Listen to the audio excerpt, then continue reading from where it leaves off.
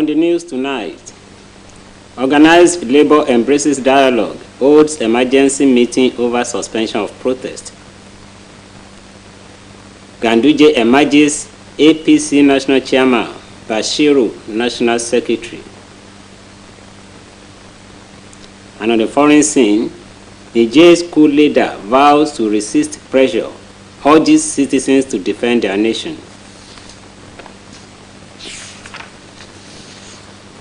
Good evening and welcome to Major Report. I am Kayode Adebayo. The organized labor has suspended its proposed strike action 24 hours after embarking on nationwide protest against removal of fuel subsidy. President of Trade Union Congress, Festus Osifo, announced this during an interview with newsmen. He said the labor leaders who had earlier met with President Bola Ahmed Tinubu extracted some commitments to some of the issues raised during the meeting for immediate implementation. The labor leaders in the statement described the meeting with the president as fruitful, saying they will await the implementation of the agreement with the government. It will be recalled that Nigeria Labour Congress and Trade Union Congress led some workers and civil society organizations in a protest against the rising cost of living and the delay by the government in giving succor to workers affected by removal of petrol subsidy. Meanwhile, the Nigeria Labour Congress is in an emergency National Executive Council meeting over the suspension of their strike action. This was disclosed by a source at the ongoing meeting in Abuja. According to him, leaders of the union are already discussing the possibility of suspending the strike owing to the meeting it had with President Bola Ahmed Tinubu. According to him, meeting details will be made known in hours. Recall that NLC embarked on a nationwide protest demanding the reversal of fuel subsidy removal and workers' pay increment. Nigerians have been urged to rally together and align efforts towards a common goal in order to enhance good governance in the country. Wife of Osun State Governor Mrs. Ngozi Adeleke gave the advice while speaking at a public lecture organized by the Nigerian Union of Journalists, Zone B. Nafisat Oyedele attended the public lecture. Her report. The lecture is titled Enhancing Good Governance in a Beleaguered Economy and was put together by the Nigeria Union of Journalists Zone B. Speaking on the occasion, Mrs. Ngozi Adeleke commended the resilience and ingenuity of Nigerians in the face of the economic hardship. The wife of the governor believes that the nation is filled with untapped potential and talent that, if harnessed effectively, can drive the country's economic resurgence. She said enhancing good governance will foster economic growth and the nation will overcome its challenges to build a nation that thrives. The journalists are the mouthpiece of the masses. It's not all of us that can come to television to speak. It's not all of us that can talk to the government. But you, the journalists, whether television, newspapers, all of them, you're the ones that will project, that will speak for the masses. The guest lecturer at the public lecture was a scholar and chairman Nigerian Communications Commission, Professor Adeolu Akande. He identified accountability, inclusivity, fiscal responsibility, rule of law, fiscal discipline, and investment in human capital as key elements of good governance. Professor Akande, who was represented by Dr. Idowu Johnson, went further to identify strengthening institutions, promotion of rule of law, inclusive decision-making, effective fiscal management, and combating corruptions as strategies for enhancing good governance in a beleaguered economy. The guest lecturer also emphasized the need for effective monitoring and evaluation, as well as building public-private partnership, among others, as strategies of good governance. He is also of the belief that good governance is a collective responsibility of citizens, policymakers, and stakeholders in achieving good governance. There is no way government can do it alone. Even all those advanced countries are copying. They have to rely on a private partnership so that they can develop the state or the country. In a welcome address, the Vice President NUJ Zone B, Comrade Aderonke Samo, said good governance is fundamental to economic growth and it encourages responsiveness to the yearnings and aspirations of the people in a very trying period. The chairman of the occasion, who doubles as the chairman of veteran journalists in Osun State, Prince Adekwajo Atobatele, commended the organizers of the program, describing journalists as the mouthpiece of the citizens. In a keynote address, the former chairman of NUJ in Osun State and director, News and Current Affairs OSBC Radio, Mr. Abiodun Olalere, said many Nigerians appear to have deep knowledge of challenges confronting the country, but unfortunately, good governance continued to remain a tall dream. He expressed regret that most Nigerian leaders wish to do well, and again, very few of them are unfortunately doing well. The public lecture attracted journalists, members of the public, including Osun State National Council of Women Society, Nafisat Oyedele, reporting for OSBC News. United Nations Children Fund has said the transformation of education by the federal government and 36 states is critical to secure the future of 10 million out-of-school children. According to the fund, educational commitments reflect the pledges to improve learning outcomes as demonstrated by the UN Secretary General's Transformation Education Summit in New York. Unveiling the children's education needs at the Foundation Literacy and Numeracy Seminar in Maiduguri, Borno State, UNICEF Chief Field Office, Northeast, Pong Nguyen, said educational commitments are critical for Nigeria, particularly in the Northeast, as there are vast and unique education needs of children affected by 14-year conflict. She noted that the seminar, funded by the European Union, was to strengthen learning outcomes in accelerating skills development by implementing cash transfer programs. Pyongyang added that the transformation of education in the Northeast included the dedication of special statutory funds to universal basic education and other special programs. She lamented the 1.6 million out-of-school children in Borno, Adamawa, and Yobe State, as 72% of those in schools cannot read a simple text after completing their primary education. The Permanent Secretary of Osun State Broadcasting Corporation, Mr. Rashid Folarami, has stressed the importance of goodwill duties on the children, with a charge to parents and guardians of pupils in OSBC model school to prioritize such duties towards the education of their wards. Mr. Folarami stated this through the director of outstation of the media outfit, Mrs. Jola Adeigbarola, while speaking at the end of the year program organized by the management of the model school. OSBC reporter Adeniyi Adebayo has the details. More of carnival laced with fanfare as the pupils of OSBC Model School were celebrated with series of activities to mark the end of the 2022-2023 academic session, dressed in colorful attires to exhibit their skills and cognitive abilities in areas such as nursery rhymes, playlets, cultural dance, ready for school, poems both in English and Yoruba languages. The topic of my poem is Joy of Life is Joy of Life is without do not have life in your how to love life is how to best we can not special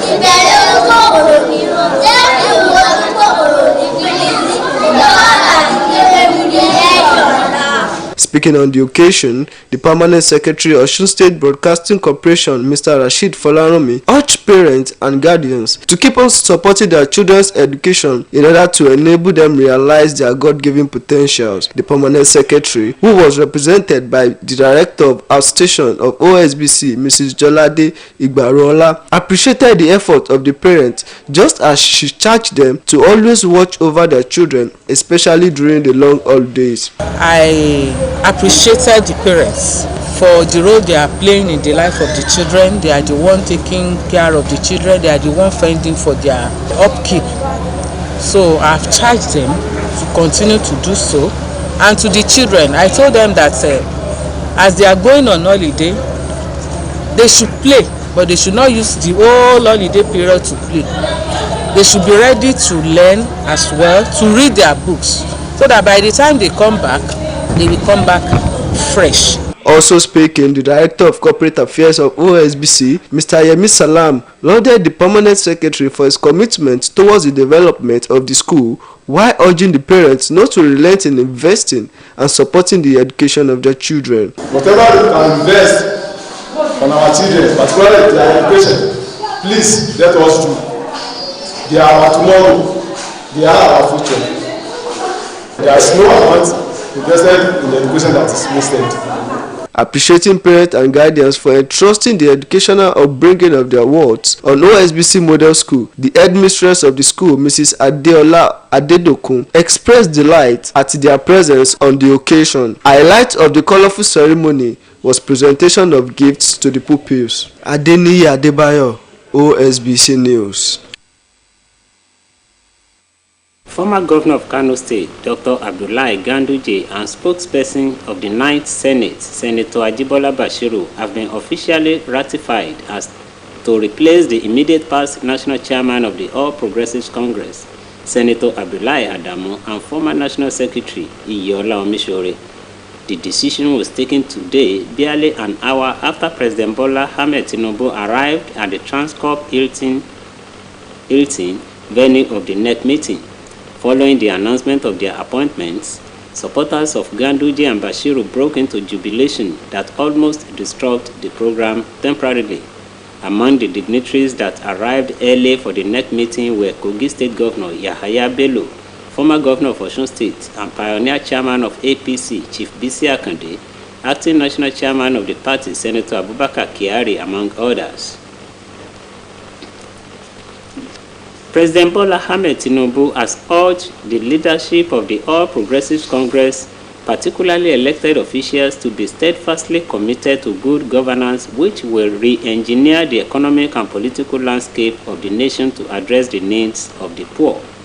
Speaking at the 12th National Executive Council meeting of the party, where former Kano State Governor Abdullahi Ganduje and Senator Bashiru Ajibola emerged as the new national chairman and national secretary of the party respectively, President Tinubu pledged that his administration will continue to ensure that all government programs benefit and uplift the masses of the country rather than bringing more pain. The president, who addressed the NEC meeting for the first time since his election victory in February, emphasized that winning the election was just the beginning of a longer progressive journey, while noting that responsive and accountable governance is a separate challenge that requires continuous efforts. President Tinubu also called on the party faithful to train its sides squarely on development and prosperity for the country, adding that his administration is poised to build international trade partnerships across sectors that will benefit not just the national covers, but the wallets and accounts of the Nigerian people. The Defense Headquarters has said that the troops of the Armed Forces of Nigeria and other security forces have neutralized scores of terrorists, nabbed 137 suspected criminals, rescued 140 kidnapped victims, and recovered assorted weapons in various operations across the country. The Director of Defense Media Operations, Major General Edward Buba, who stated this while speaking at the bi-weekly briefing with newsmen on the ongoing military operations by the Armed Forces of Nigeria, said that the troops also arrested 3 gun runners, 2 kidnappers, 6 collaborators, 15 perpetrators of oil theft, and recovered the sum of 3,177,650 naira in cash. According to him, the men and women of the military have answered the call to duty to fight the perpetrators of the evil to submission, saying the military is in a good fight. On the joint task force operations in the northeast zone of the country, Major General Buba said the troops of Operation Hadinkai conducted offensive operations in Konduga and Bama local government areas of Borno State. He explained that sting operations was also carried out within Maiduguri metropolis, while air interdiction was conducted in Goza local government area of the state, which resulted in neutralized terrorists, rescued hostages, and the arrest of terrorist collaborators. Nigeria has cut power supply from the Republic of Niger as sanctions against the neighboring country increases. ECOWAS, led by the Nigerian President Bola Tinubu, decided on sanctions against the military personnel in Niger, who toppled President-elect Mohamed Bazoum last week. In addition to a one-week ultimatum to restore constitutional order and the suspension of financial transactions with Niger, ECOWAS decreed the freezing of all service transactions, including energy transactions. It was gathered that the move is in line with the sanctions decided by ECOWAS. However, industry experts called for caution and advised that the federal government should be diplomatic in handling the matter, as the Niger Electricity Company is under contract with a power firm in Nigeria for the supply of electricity. The military high command says it has yet to get directive to begin operations in the Niger Republic. The defense headquarters disclosed this while reacting to news reports that the military had begun assembling troops for the military action in Niger. The Economic Community of West African States had imposed several sanctions on the military junta in the country and also issued a 7-day ultimatum to return power to a democratically elected government. The ECOWAS threatened to commence military operations in the country should the junta ignore the ultimatum. However, in a statement by the Director of Defense Information, Brigadier General Tuko Guzo, the defense chiefs in the region were still meeting in Abuja and will submit their plans to the head of states and governments for approval. He added that the armed forces of Nigeria cannot proceed with any operation in any of the member states of ECOWAS without a mandate from the authority of the heads of state and government. Now welcome to our sports segment.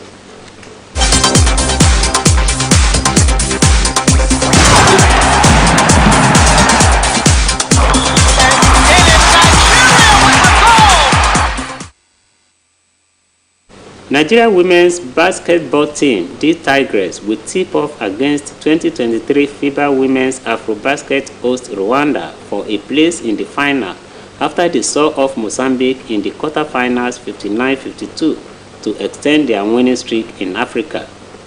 Mozambique led at the break, but Nigeria eventually turned the tables around, outscoring Mozambique 18-10 in the third quarter to claim the win. With Nigeria trailing by 4 points at halftime, they had to find a way to get back into the game. When the opportunity occurred, Elizabeth Balogun seized the opportunity, helped Nigeria tie the contest at 40-40 before Ami Okonkwo gave the reigning champions a good shot, solid advantage. Ifunaya Okoro scored from behind the arc to give Nigeria the lead. Definitely, Mozambique tried to fight back, but they met with a resilient and combative Nigeria. The Tigers needed their heroes more than ever. Ami Okonkwo chipped in 17 points. Elizabeth Balogun contributed 12 points, and Sarah Ogoke finished just 1 point shy from a double digit. Nearly every Nigerian ended the game with at least 2 points to their credit. With this win, Nigeria have extended their winning streak to 22 in Africa, and a message to Rwanda, their opponents in the semi-finals, that they will be tough nuts to crack. And now to the foreign stories. Niger school leader General Abdurrahman Chiani appeared to be defiant of international threats as he vowed to resist pressure to bow down. Kayode Adebayo has the rest of this and more from our foreign desk. The leader of military junta in Niger, General Abdurrahman Chiani, has declared that he will not bow down to pressure to reinstate the deposed President Mohamed Bazoum, as he described sanctions imposed by West African leaders as illegal. General Chiani, in a televised address, urged his countrymen to get ready to defend their nation. This came on the heels of the threats by Economic Community of West African States as the defense chiefs of the ECOWAS met in neighboring Nigeria to discuss the crisis in Niger. The self-declared leader said the military rejects the sanctions and refuses to give in to any threats wherever they come from. The fiery rhetoric marks an intensification of Niger's standoff with the 15-nation ECOWAS, which has been struggling to contain a democratic backslide in West Africa in the last 2 years. It will be recalled that military takeovers have happened in member states of Mali, Burkina Faso, and Guinea, as well as an attempted coup in Guinea-Bissau. In the meantime, the United States has ordered its non-emergency officials out of Niger. The Department of State, in a statement by its spokesperson, Martin Miller, said America has no higher priority than the safety and security of its citizens overseas. It added that given ongoing development in Niger, the Department of State is ordering the temporary departure of non-emergency U.S. government personnel and eligible family members from the U.S. Embassy in Niamey. The statement said the U.S. Embassy remains open for limited emergency services to U.S. citizens as it continually adjusts its posture at embassies and consulates throughout the world in line with its mission, the local security environment, and the health situation. It added that the United States remains committed to the relationship with the people of Niger and to the Nigerian democracy. Kayode Adebayo, West. And that ends the major report on OSBC TV. It was edited by Adebare Ejimakinde. Thanks for watching. Good night.